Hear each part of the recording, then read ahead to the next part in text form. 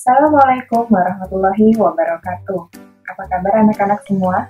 Semoga kita semua senantiasa sehat dan selalu dilindungi Allah SWT. Dan seperti biasa, karena hari ini adalah hari Kamis, maka mata pelajaran yang akan kalian pelajari adalah matematika. Jadi, untuk itu jangan lupa siapkan buku pelajaran matematikanya ya. Dan sebelum memulai pelajaran, seperti biasa, marilah kita berdoa sebelum belajar. Tangan diangkat, kepala ditundukkan, hati dikhusyukkan.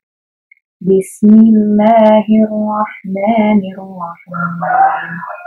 Rabbi shrah li sadri wa yassir li amri wahlul 'uqdatam min lisani yafqahu qawli. Rabbi zidni ilma warzuqni fahma. Amin. Oke anak-anak, hari ini masih seperti biasa, Ustazah akan mengajarkan materi di bab pertama yaitu tentang bilangan bulan. Namun, submateri yang akan kita bahas pada hari ini khususnya adalah mengenai operasi hitung campuran pada bilangan bulan.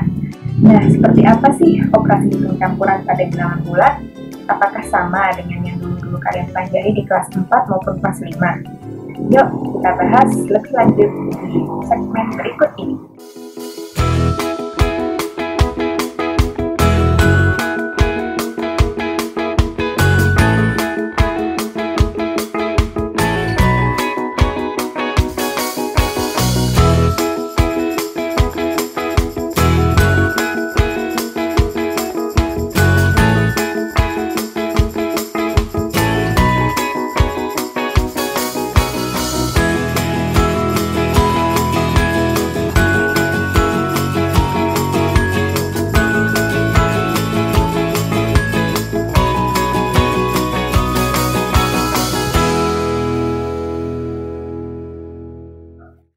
Oke, coba buka buku paket kalian di halaman 21.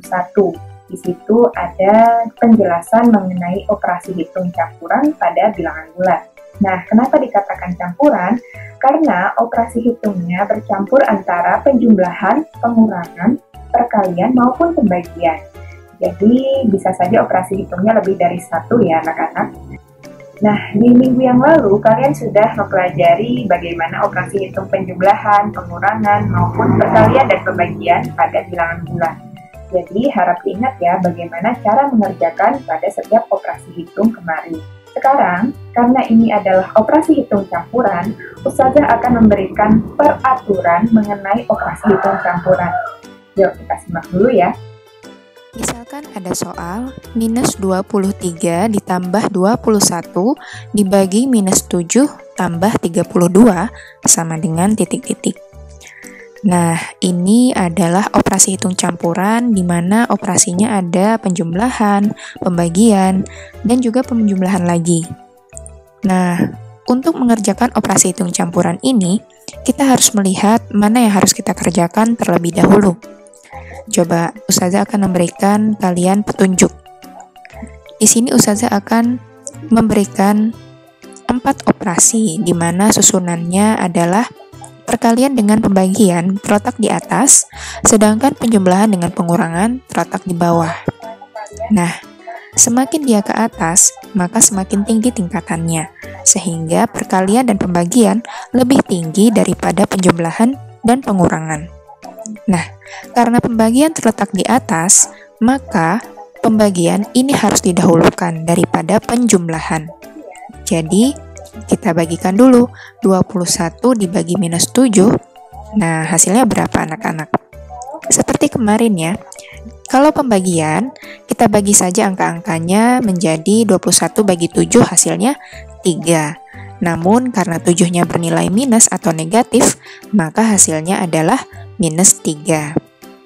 Nah, selanjutnya berarti tersisa minus 23 ditambah minus 3 ditambah 32. Nah, sehingga tinggal operasi penjumlahan. Jadi, karena tinggal operasi penjumlahan, maka kita tambahkan saja dari depan. Jadi, minus 23 ditambah minus 3 dulu. Maka hasilnya adalah penjumlahan antara 23 dengan 3. 23 ditambah 3 hasilnya 26. Lalu karena sama-sama minus, berarti hasilnya pun minus 26. Nah, kemudian selanjutnya tinggal kita tambahkan dengan 32. Jadi minus 26 ditambah 32. Nah, ini adalah penjumlahan antara bilangan bulat negatif dengan bilangan bulat positif. Jadi cara mengerjakannya kita kurangkan saja antara 32 dengan 26. Jadi hasilnya adalah 6. Nah, sekarang tandanya kita lihat. Kita ikuti mana yang angkanya paling besar. Tadi 32 dengan 26, berarti yang lebih besar adalah 32 dan tandanya positif. Sehingga hasilnya pun positif 6 atau ditulis 6 saja. Oke, contoh lagi. Misalkan 230 dikurang 144 ditambah negatif 12 kali 14. Nah, ini macam-macam ya. Ada pengurangan, penjumlahan, kemudian ada juga perkalian. Maka seperti yang tadi, karena perkalian terletak di atas, maka perkalian yang kita dahulukan. Nah, perkalian antara negatif 12 dikali 14 ini berapa yuk hasilnya? Nah, kita kalikan saja angka-angkanya, yaitu 12 dikali 14. 12 kali 14 hasilnya adalah 168. Sedangkan tandanya adalah minus atau negatif. Karena perkalian antara bilangan bulat yang negatif dikali dengan bilangan bulat positif akan menghasilkan bilangan bulat yang negatif, seperti yang lalu ya. Nah, kemudian berarti yang tersisa sekarang adalah tinggal pengurangan dan penjumlahan. Nah, mana yang harus didahulukan? Oke, kita lihat dari bagan yang Ustazah sempat berikan tadi. Penjumlahan dan pengurangan itu sama-sama di bawah, maka mereka berdua setara. Jadi, mana yang di depan itu yang kita dahulukan. Karena kurang di depan, maka 230 kita kurangkan dulu dengan 144. Hasilnya adalah 86. Nah, kemudian yang tersisa sekarang tinggal penjumlahan. Berarti penjumlahan antara 86 ditambah dengan minus 168. Nah, ini berarti penjumlahan antara bilangan bulat positif dengan negatif. Sehingga hasilnya tinggal kita kurangkan saja. Antara 168 dikurang dengan 86. Hasilnya adalah 82. Nah, tandanya tinggal kita lihat mana angka yang lebih besar. Ternyata angka yang lebih besar tandanya adalah negatif. Berarti hasilnya adalah negatif 82 atau minus 82. Nah, sekarang contoh yang lain. Jika ada soal 23 dikali dalam kurung 15 tambah 25, tutup kurung, lalu ditambah 124 dibagi dengan minus 4. Nah, ini agak berbeda ya, karena ada operasi yang letaknya di dalam kurung. Nah, kalau ada operasi yang terletak di dalam kurung seperti ini, maka mau tidak mau dia yang harus didahulukan, meskipun letaknya di bawah atau lebih rendah daripada operasi yang lain. Nah, coba kita lihat. Yang di dalam kurung adalah operasi penjumlahan. Sedangkan operasi penjumlahan, kalau kita lihat, itu letaknya di bawah dari perkalian. Tapi, karena dia di dalam kurung, maka tetap penjumlahan yang harus kita dahulukan. Jadi, ini pengecualian untuk operasi yang terletak di dalam kurung. Jadi, meskipun dia lebih rendah, kalau dia di dalam kurung, maka tingkatannya semakin tinggi atau pasti dia yang harus kita dahulukan. Nah, jadi 15 tambah 25 berarti hasilnya adalah 40. Nah, kemudian yang tersisa tinggal perkalian dengan penjumlahan dan pembagian. Tidak ada yang di dalam kurung lagi ya.